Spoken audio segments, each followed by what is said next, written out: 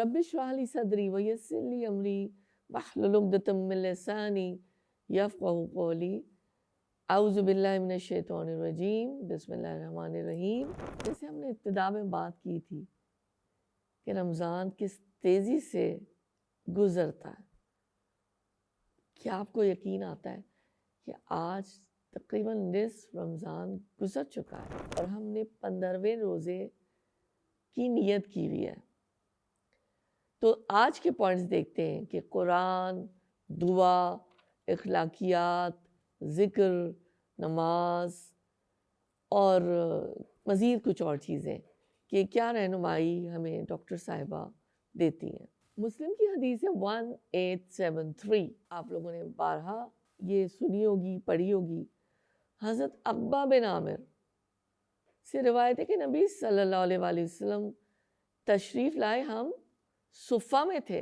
आप सल्लल्लाहु अलैहि वसल्लम ने फरमाया, क्या तुम में से कोई शख्स ये पसंद करता है कि वो हर रोज़ बतहा या अक़ीक़ तक जाए और वहाँ से किसी गुनाह या क़ता रहमी के बगैर 2 फ़रबा ऊँटनियाँ लेकर आ जाए? हमने अर्ज़ किया, या रसूल अल्लाह सल्लल्लाहु अलैहि वसल्लम, हम में से हर शख्स इस बात को पसंद करता है। आप सल्लल्लाहु अलैहि वसल्लम ने फरमाया, तुम मस्जिद में जाकर अल्लाह तबारक व तआला की किताब कुरान करीम की 2 आयतें क्यों नहीं सीखते या पढ़ते? ये तुम्हारे लिए 2 ऊँटनियों से बेहतर है, और 3 आयतें 3 ऊँटनियों से, और 4 आयतें 4 ऊँटनियों से बेहतर है, और जितनी आयतें होंगी उतनी ज़्यादा ऊँटनियों से बेहतर है। देखिए, हम थोड़ी सी नज़र अरब की तारीख़ पर रखें, क्योंकि इसका पस मंज़र हमें पता है ना कि कुरान का भी पस मंज़र और अहादीस का भी पस मंज़र अरब की तारीख़ से जुड़ जाता है। उस दौर के लिहाज से अगर हम देखें तो उनके लिए स्टेटस सिंबल घोड़े, ऊँटनियाँ, कि उनके पास इतना माल है, माल तो चले आजकल भी होता है, या घोड़े हैं बड़े तेज़ रफ्तार, बड़ी आला नस्ल के, ऊँटनियाँ हैं बहुत आला नस्ल की, बड़ी सेहतमंद। और अगर हम उसको कंपेयर करें, आज जो है वो लोग गाड़ियों के कतार लगाकर अपना सर फ़ख्र से बुलंद करते हैं। तो ये बातें, ये तमसीलें कुरान में और हदीस में सिर्फ हमें समझाने के लिए आती हैं। अब अगर कोई ये थोड़ा कम अक़ल आदमी ये कहे कि मुझे तो ऊँटनियों से कोई दिलचस्पी नहीं है, तो इस बात को ज़रा आप समझें कि रसूलुल्लाह सल्लल्लाहु अलैहि वसल्लम हमको समझाना चाह रहे हैं कि 2 आयतों तक पे नबी सल्लल्लाहु अलैहि वसल्लम ने इतनी मोहब्बत से हमें समझाया ना। और एक जगह ये भी कहा ना रसूलुल्लाह सल्लल्लाहु अलैहि वसल्लम ने कि सिखाओ, चाहे वो 2 कुरान की आयत ही हों, वो तुम्हारे लिए कितनी ही ऊँटनियों से बेहतर है। आज 15वें रोज़े को हम दुआ क्या करेंगे? हम दुआ करेंगे, अल्हम्दुलिल्लाहिल्लज़ी आफ़ानी फ़ी जसदी व रद्द अला रूही व अज़िन ली बिज़िक्रिही। तिर्मिज़ी की हदीस 3401।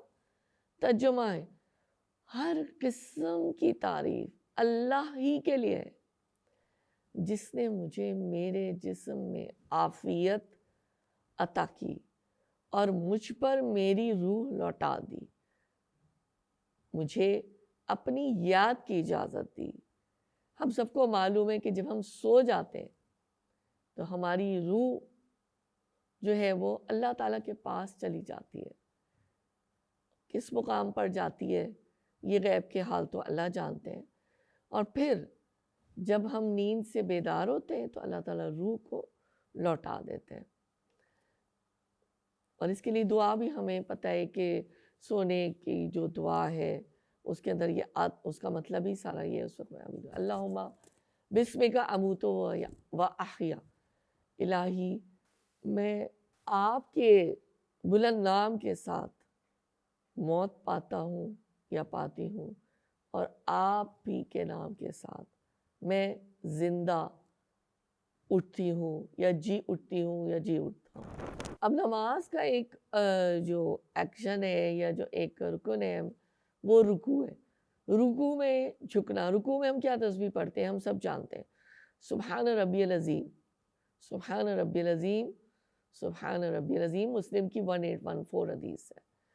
اور جھکنا کیا ہے کہ میرے رب آپ بہت عظیم ہیں، آپ ہر عیب سے پاک ہیں. جھکنا کیا ہوتا ہے؟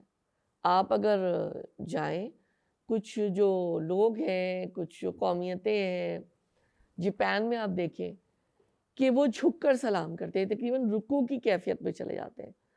اور وہ کیا ہوتا ہے؟ وہ ایک عاجزی کی، ایک ہمبلنس کی علامت ہوتی ہے. یہی عاجزی کی صفت اللہ تعالیٰ کو بہت ہی زیادہ پسند ہے. یہ تکبر کی نفی بھی کرتی ہے.